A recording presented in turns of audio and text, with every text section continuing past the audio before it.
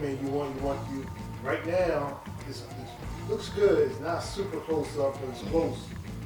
Okay. A lot of headroom. You see you my got knees? A sweatshirt. No, well, the right knee. Damn.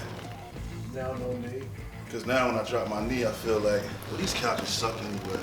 Yeah, I mean, I'm sure ain't nobody like, damn, that nigga had his knee in his shot. I'm a perfectionist though, so that's the kind of shit I'll be looking for in the shot, man. Me too. No extra shit, no extra noise to distract the viewer. You got your shirt in the shot.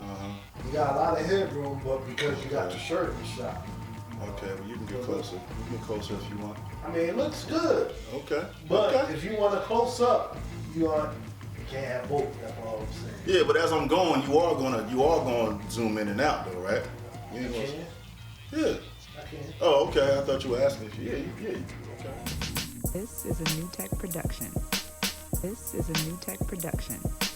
But I want to welcome y'all niggas to episode 7 of the OKPK podcast. You know what I mean? My name is Gary Gnu, and what up? You wasn't recording? No, this one. Oh, which one you was recording on? Oh, this one. Okay. It don't matter. Let me count you down. So yeah, what's up, everybody? I want to welcome y'all to episode 7. Episode 7 of the OKPK podcast. You know what I mean? My name is Gary Gnu. I'm your host. Today's topic, you know what I mean? We're going to be talking about my top 5 producers. You know what I mean? And keep in mind that these are my top 5. So my top 5 is not going to be your top 5. You know what I mean? So it's my top 5 is up for debate.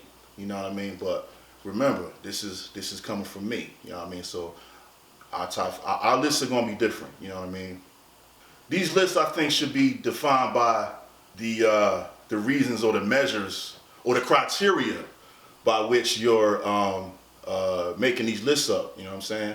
So if you got your top 5 rappers, most of the time, you know, people are putting in lyrics.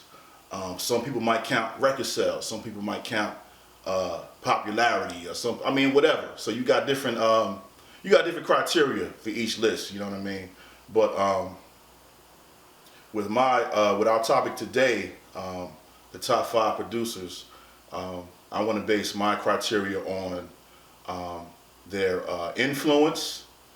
But yeah, man, influence. My criteria is influence, contribution. Sit down. Oh, you still rolling? Yep. Oh, okay. Yeah. So my criteria is based on influence, your contribution to the game, your longevity, and also this is also based on producers that produce full albums, and not only produce a full album, produce the album that was classic. You know what I mean? A classic that was able to stand the test of time. You know what I mean? So pretty much that's what today's topic is about, man. But Tylyn, man, what's up with you, brother, man? My cameraman Tylyn in the background. Shout out to him. What's up with you, man? Hey, what's going on? How you doing? How was your week, man? You know, a little rough, but you know, I lost my aunt, so shout out to him. Shout out Aunt Mel. Okay. Sorry to hear that. Last week, you know, they're together in heaven, but My condolences, brother. My condolences, brother. Yeah, same with me. Same old shit, man. Well, I mean, not as far as death is concerned, but you know, I'm just in this daily grind like we all are. You know what I mean? But in the meantime, me and you earlier, we were talking about albums and shit that came out, man. All right, y'all, peace. This is Gary Gnu, and we back on episode 7 of the OKPK podcast, talking about producers. And as I was saying before, there's the criteria with my top 5 list, and my criteria is their influence, their contribution, their longevity, and whether they produced a full album, full classic album that you know that's went on and stood the test of time. You know what I mean? Of course, we could to factor in skill set and whether they nice or not, or how many records they sold. I mean, we can count that too. But that's why they're there. Like if they weren't selling records or if they weren't nice, you know what I mean? They wouldn't be able to be considered in the top 5 anyway, right? yeah, they call it impact. The impact. What you mean? You know, people be like, oh, he had this impact in the culture. I hear that. Well, that's what I mean when I say the influence, impact and influence. That's Yeah, kind of same like the same thing, man. So I'm gonna start with number 5, right? So my number 5 producer, I would say, would have to be Dr. Dre, right? Dr. Dre from the West Coast. Everybody knows what he did with NWA, what he did on his solo project, Death Row Records. You know what I'm saying? Snoop Dogg. I mean, the list goes on and on and on with Dr. Dre. And the reason why I say that he's in my top 5 is because, you know, if you go to his influence, you know what I mean? Dr. Dre had a sound that, like, when you heard his music, you know it's Dr. Dre. Like, those are the things that makes producers, it kind of that's what sets you apart from the next guy that's just making beats. You know what I mean? Do you have a distinct sound?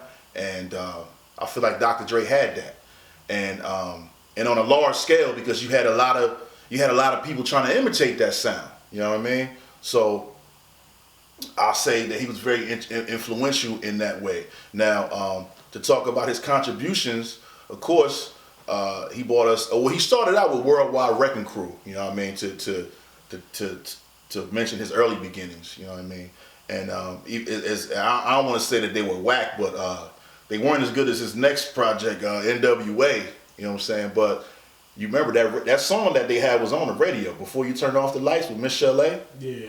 That was on the radio, son, on the regular before, and we didn't even know who Dr. Dre was, and that was before NWA, bro. That was late 80s. 87, 88, something like that. So, you know, but his contributions, like, well, even like I said, with the Worldwide Wrecking Crew, Miss Chalet, he brought her out. Yeah, that was you know what I mean? Vibe. Whole different vibe on some R. He was doing R&B music, and hip hop. You know what I mean? So he also, you know, we all know he gave the world Eminem. Gave the world Snoop Dogg. Gave the world Snoop Dogg. How could I forget, man? One of his, man, that's probably one of his biggest contributions ever, man. Next to Eminem, Snoop Dogg. You know what I mean? We wouldn't know who Snoop was if it wasn't for Dr. Dre. They made the ultimate collaboration. Like, you know what I mean? Like, you love to hear Snoop and Dre together on the track. Like, that's just the formula. They had a formula together. You know what I mean? Speaking of formula, the DOC. Yeah. You know what I mean? Don't forget about the Doc. And if Doc's voice didn't get fucked up, he still continued to write for the Can. I think he put a couple albums out. I think his voice got better. I saw some videos. I don't really want to, like, you know what I mean, like, destroy his legacy and nothing like that. But I did see some videos where he was trying to. He had a voice. He was able to throw his voice and make it sound. It sounded really weird though. It sounded kind of creepy, and he was still trying to perfect it. But I don't want to take away from the DOC legacy because he's one of my favorite rappers of all time. So it was kind of.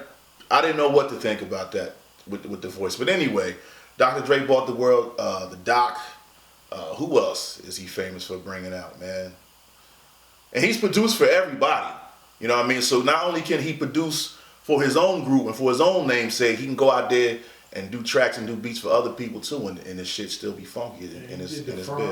The Firm, exactly. Thank you. That's why my man Tylyn is here. Exactly. He jumped from the West Coast and came over to the East Coast and did an album with Nas, AZ, Foxy Brown, Nature, and they made a group called The Firm. And you know, I mean, they went platinum. It was a big hit, you know what I mean, on the streets. But I don't know. It was a lot of shit with The Firm. You know what I mean? A lot of behind the scenes stuff that I think caused the group to kind of disband. You know what I mean? Shout out Cormega. Oh, shout out to Cormega. He was supposed to be in The Firm or something, but Nature kind of took his spot, man. And then you know, to get back to Dre, his longevity. I mean, you know. He hasn't been as visible as he has been in the, you know, the past few years. Anyway, man, that's my number 5 producer. Now, I don't want to say that this is an honorable mention, but Eric Sermon, to put him in there, him and Dr. Dre, I think Dre had more success than Eric Sermon, but their styles were kind of similar in a way with the funk kind of samples. Would you say? Yeah. You know what I mean? But my top five, I always felt like it was a tie. It was a tie between Dr. Dre and Eric Sermon. Like both these dudes are powerhouses. I ain't trying to take nothing away from Eric Sermon, but I just because he did the same things. I mean, he was very influential. He had a sound that cats was copying. He put Redman on. He had the Hit Squad, countless. He had R&B shit. Keith Murray. Yeah, this list was hard. It was hard, man. Yeah, so he put out an album a couple months ago. Yeah, he did. Pretty good too. What was it called, man? Oh my God, Vernia, I believe the name of the album was. That's what it was called. So yeah, but that's my number 5 right there, man. Dr. Dre. You know what I'm saying? So I guess we'll move on to number 4. Welcome back to the iCast Podcast, episode 7. I'm your host, Gary Gnu. And, of course, we're talking about my top 5 list of producers. So, my number 4 on my list is the RZA. You know what I mean? And just that name alone, you already know what it is. RZA is, known for his production credits for Wu-Tang Clan, first and foremost. And he was another producer that he's on this list because he had major influence. He had a sound that couldn't be duplicated, but it was. You know what I mean? Like it was like that. Like at one point in time, like everybody's beats was trying to sound like some Wu-Tang shit. Now you didn't really have. No, you did have rappers that was using karate skits and these shit. Hey, now I remember Mobb Deep had a karate skit in one of their albums or something like that. Yeah.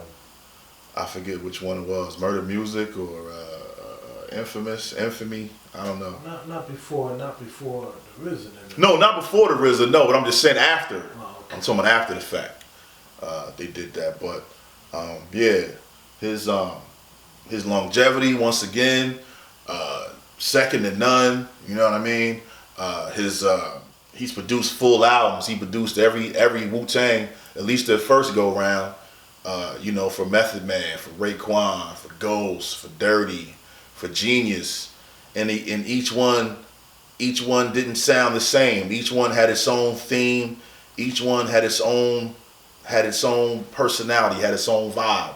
You know what I mean? And that's another thing that producers have to be able to do. Producers have to be able to shape an album, make it sound cohesive, make every song sound like they all belong together. Also, the producers have to bring out the best in the artists as far as their delivery on the mic, vocally, making sure that they in pocket with their verses.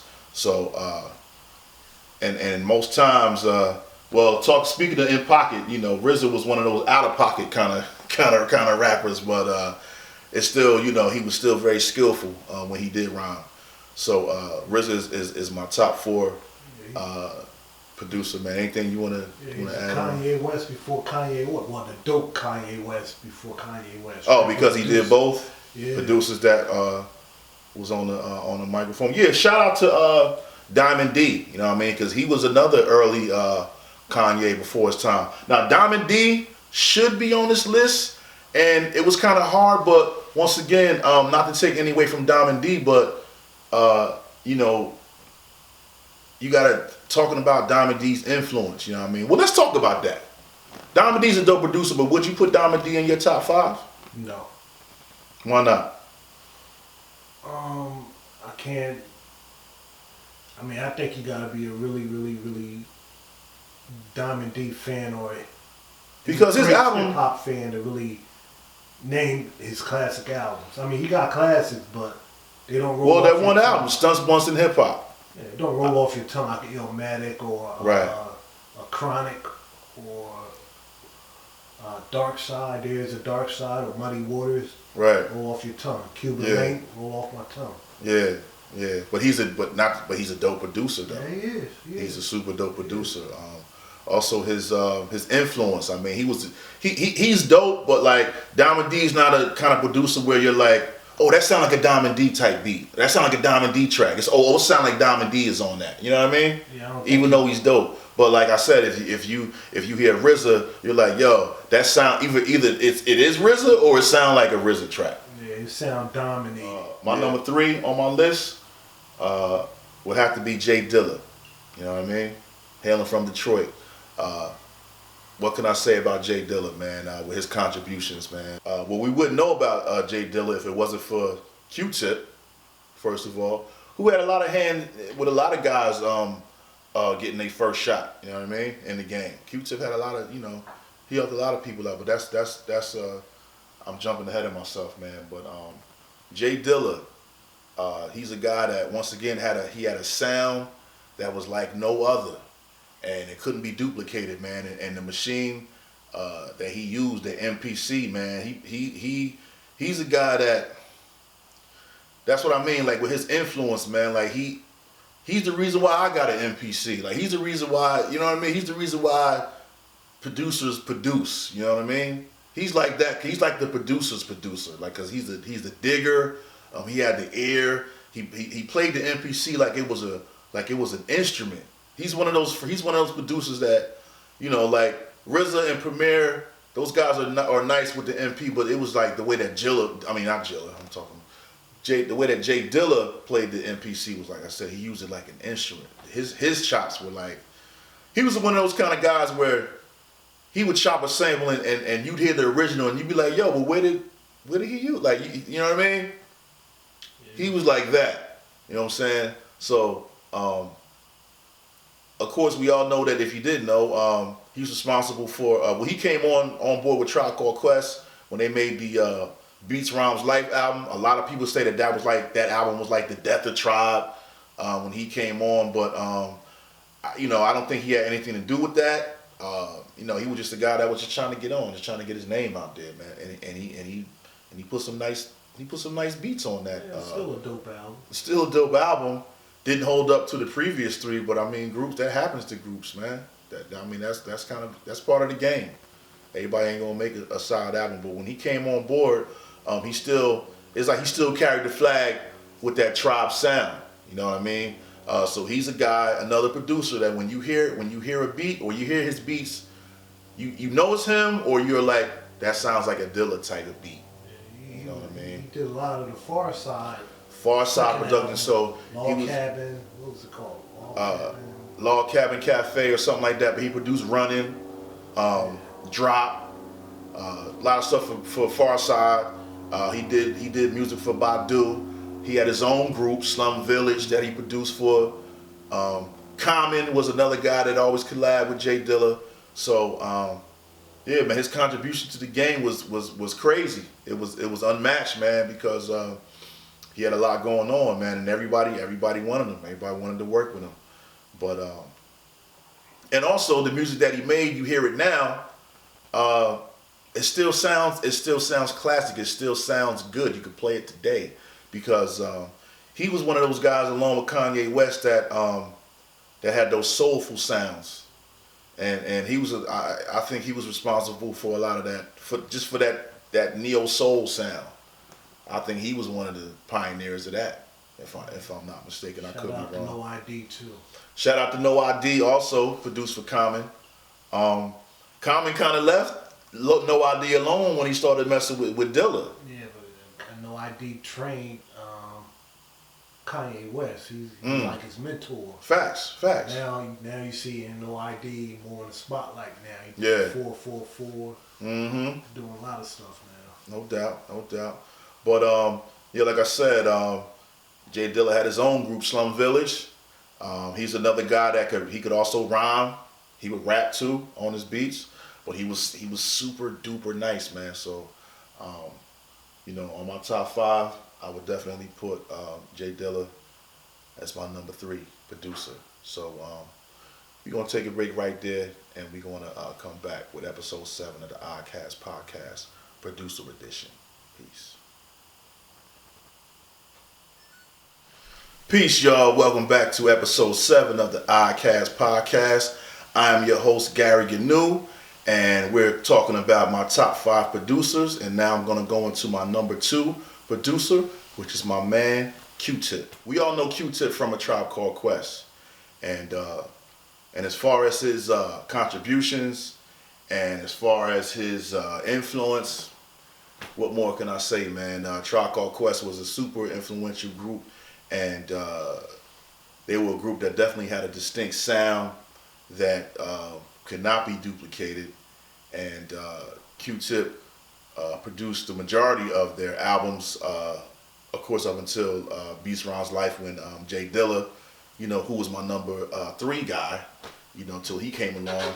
But so I kind of say that they're synonymous, Jay Dilla, well, Q-Tip being, the teacher, and Dilla being the student. But also, me and Tylyn was talking about another guy in the mix though, Madlib, right? Yep. What you had to say about Madlib, yo? Because Madlib is the guy. He also had that Dilla sound. He also was a digger. He also had the ill loops and beats that you were like, that was weird and crazy as hell, but dope and funky as shit, man. So yeah, he started off with a group called, I believe it was called Wolfpack. Mm-hmm. That was pretty dope. They had a dope album. He did something with MF Doom. He did. He also did beats with the Alcoholics. Yeah.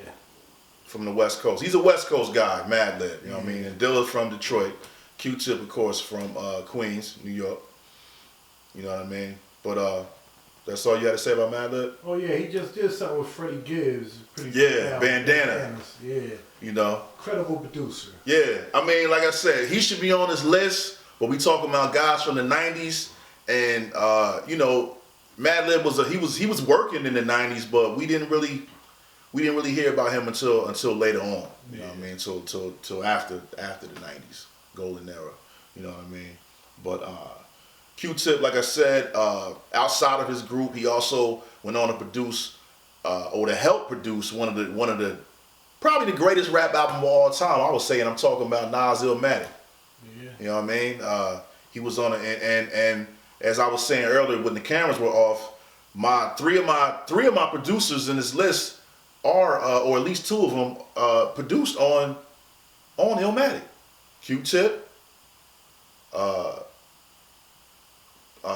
Primo, I'm sorry, Pete Rock, Large Professor. Large Professor is another guy.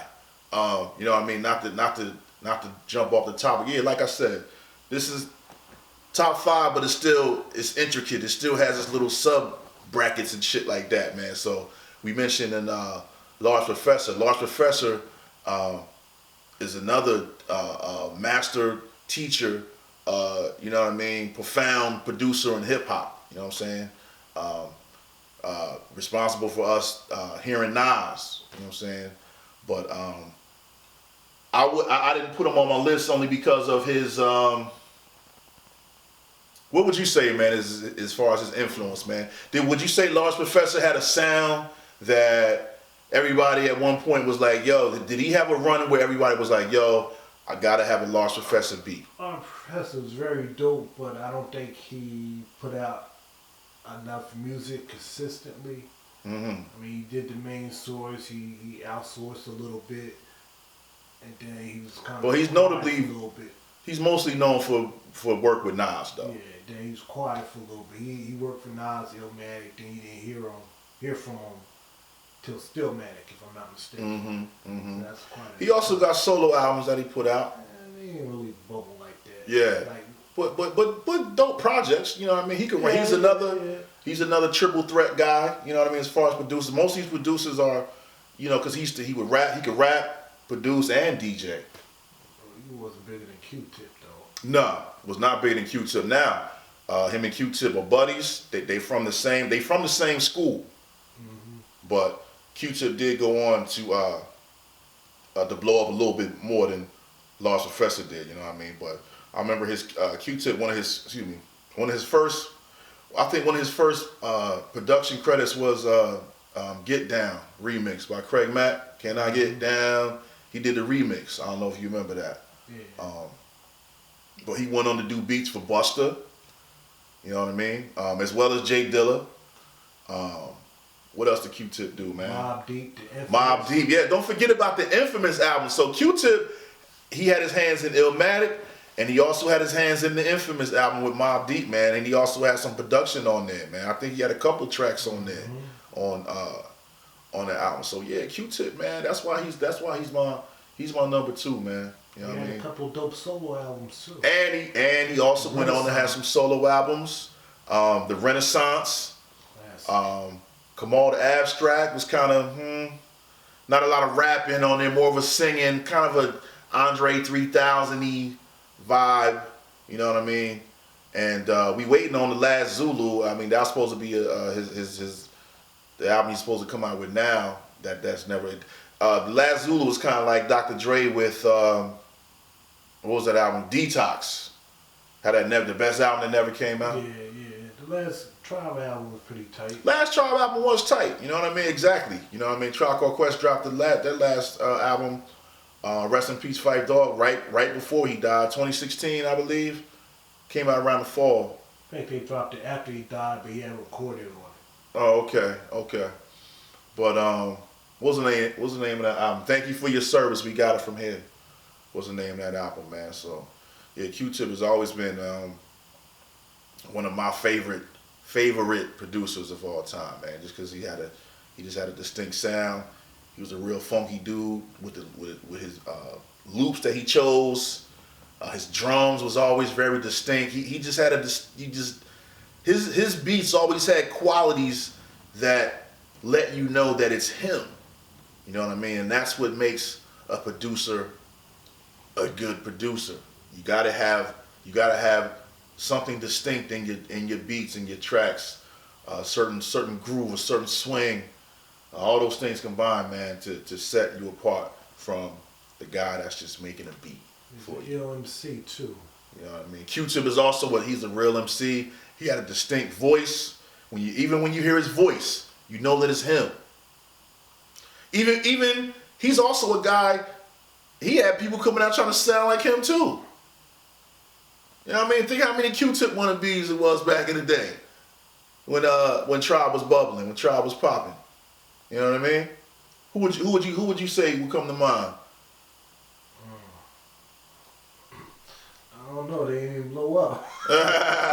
But like, okay, not to take nothing away from them, but the Diggable Planets. You know what I mean? They were kind of like, to me, at least in my opinion, I thought they were always trying to be like a Tribe Called Quest. Like the way dude was rhyming, he had an abstract kind of flow with it, jazzy.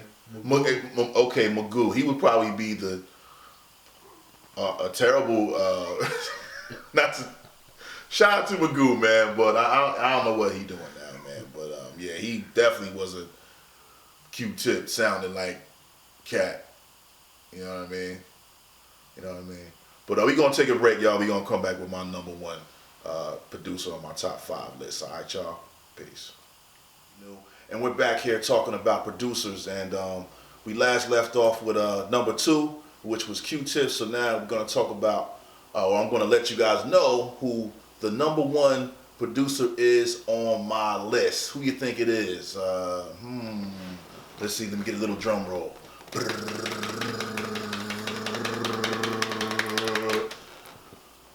DJ Premier.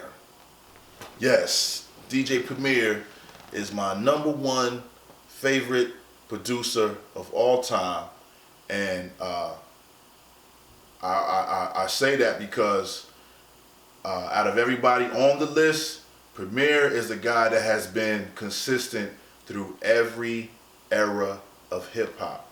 But Premier, he has lasted. P-Rock has not lasted through every era of hip hop. He has not made. P-Rock still doing music now. He's still doing music now, but I'm saying from the beginning up until now, Premier has been he has maintained consistency, son. Tell me a time when all through when hip hop was going through the Kanye West phase, Premier was there. Going through the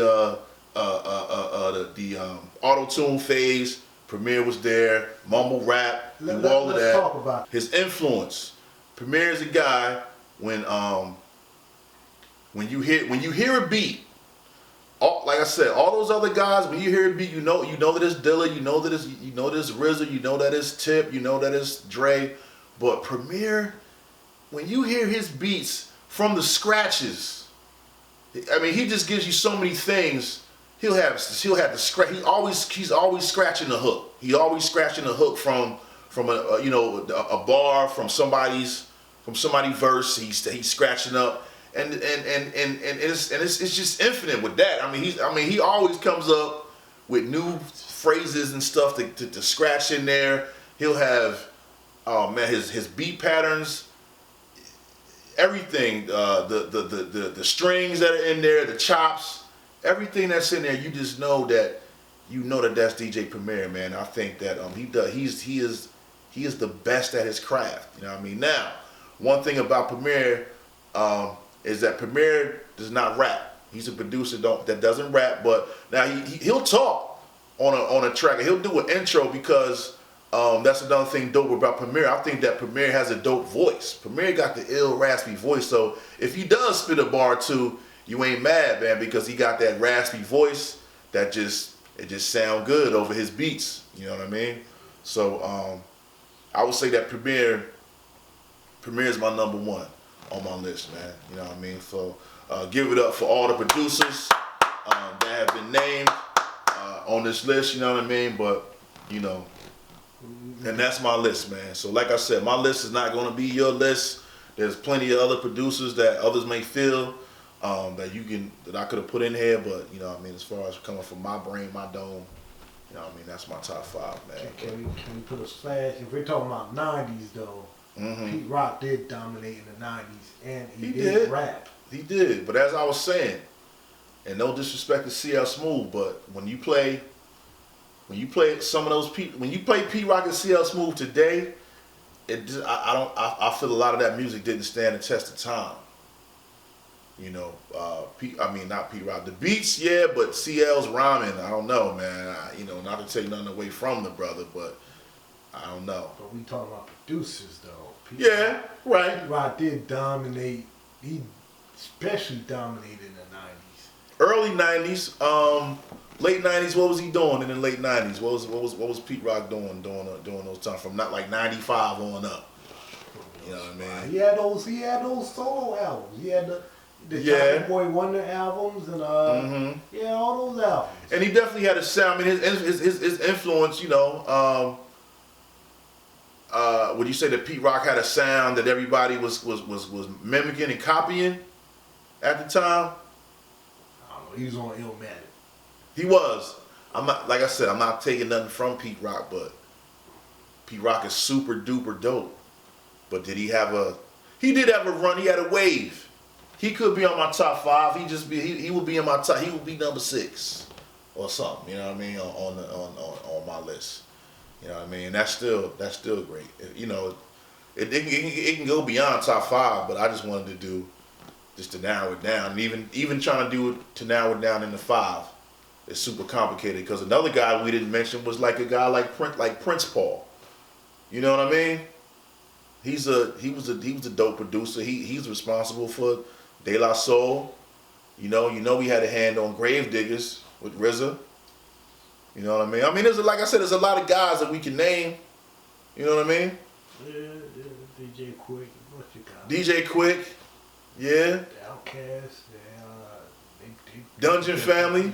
Rico Wade and those guys. And their music stands the test of time. But top 5 though, against Premier, against Q-Tip, against Jay Dilla, I think Jay Dilla would destroy the whole Dungeon Family production, man. Bold statement. Just with the MP. I think. I mean, this is my opinion. It's my opinion. Obviously you feel differently, but you know what I mean? Beat wise, Jay Dilla's beats is better than Outkast. And not to take nothing from that. I love Outkast. Those are my guys. But if I had to compare beat production, imagine Outkast on a Jay Dilla beat. That'd be nasty. You know what I mean? Imagine if Dilla, he got to produce for those guys. You know what I mean? So, yeah, man. But yeah, Pete Rock, can't take nothing away from Pete Rock. just as my guys. You know what I'm saying? Word. But is there anybody else that you think will get honorable mention? Maybe the Beat Miners. Beat Miners, definitely, man. They Beat Miners produced Black Moon, the Boot Camp Clique, OGC, Smith and Wesson. Anybody else that came from their camp? Yeah. But did they go on to produce for other people? I mean, they had a couple of albums that they did songs for people. I mean, they did later Black Moon albums. Yeah, but that's still within their camp. But, you know, Beat Miners didn't really go outside of...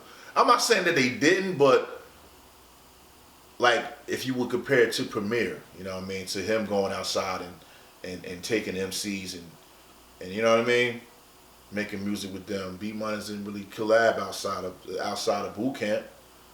I mean, commercially... I could be mistaken. In the 90s, commercially, I would say Pharrell, Timbaland, Oh, big commercial head, Swiss Beats.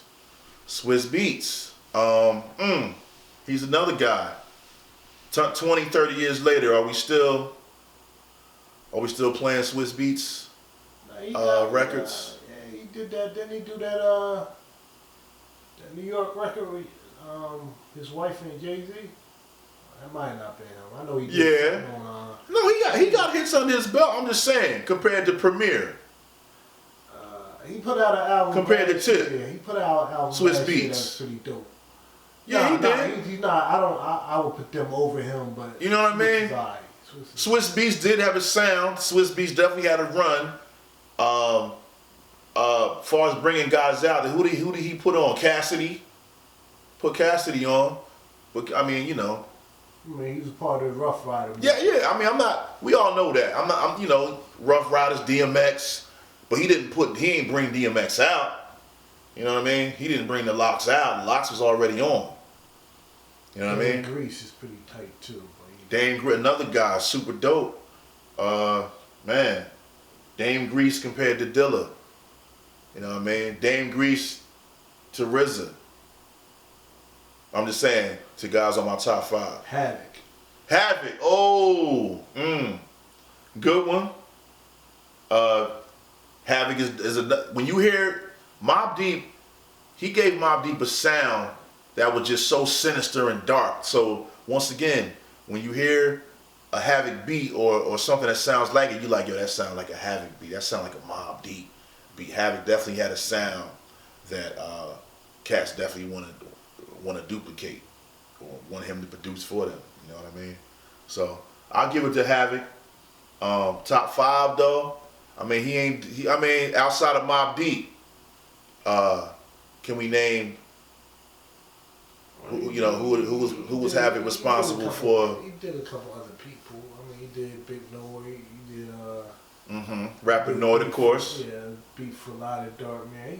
He did something. He did something for Biggie. Biggie? Yeah, he did. Yeah. He produced for Biggie. Okay. All right. I mean, enough for us to put him in top 5 Mobb Deep albums or top 10. Those they had 3 back-to-back albums that was serious for Mobb Deep. So is Havoc top 10 or what you say? Definitely top 10. Okay. Not top 5. Top 10. Yeah, he might. Well, compared to these guys that I listed, who would you say? That he's over? No, not compared to Havoc. I mean, who would you say your top 5? If I didn't name anybody that you felt should have been on there. I would say Pete Rock, Premier, Pete Rock. You starting from 5 and going to 1, or going from 1 down to 5? Okay. I don't know, Eric Sherman. Of course. RZA, Havoc. 5 right there. Yeah, man. So yeah, that about wraps it up, man, for episode 7 of the Oddcast podcast. You know what I mean? Once again, I'm your host, Gary Gnu. We got my man Tylyn on the camera. Hit us up on YouTube. Follow us on the gram follow us on YouTube at New Tech Presents the Oddcast podcast. Click the like button, subscribe, follow, all that shit, y'all. So until next time.